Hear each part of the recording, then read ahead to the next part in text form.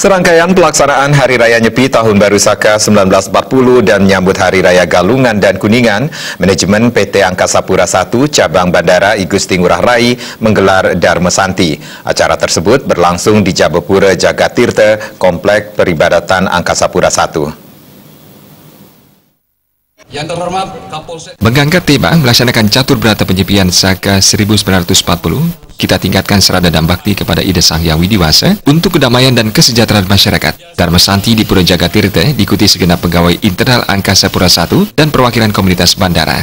General Manager Bandara I Gusti Ngurah Rai, Yanus Suprayogi didampingi Co-General Manager Sigit Herdianto sangat menyambut baik dan mendukung pelaksanaan Dharma Santi ini. Acara tersebut diharapkan mampu memperkokoh hubungan baik yang selama ini telah terbina, baik antara individu maupun antar instansi yang saling mendukung untuk meningkatkan kinerja bersama. Momen Dharma Santi ini juga menunjukkan semangat kebersamaan antar umat beragama di lingkungan kerja Bandara Ngurah Rai dapat terjalin erat dengan saling menghargai dan menghormati, sehingga hal ini menjadi etos kerja bersama. Diharapkan pula seluruh pegawai Angkasa Pura I memiliki semangat dalam upaya memperbaiki diri dan saling memberi motivasi untuk menjadi pribadi yang lebih baik, serta meningkatkan hubungan serada bakti kepada Tuhan Yang Maha Esa, juga kepada bangsa dan negara.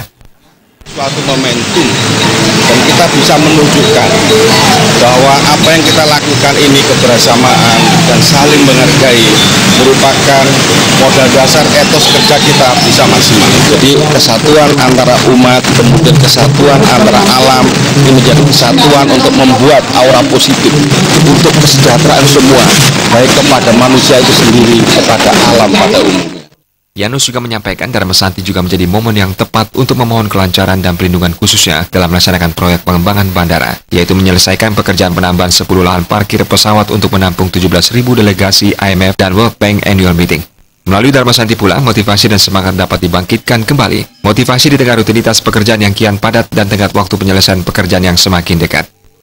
Izin lokasi, izin dari Pak Gubernur dan sebagainya sudah semuanya, tapi ada prosedur satu, yaitu izin pelaksanaan reklamasi.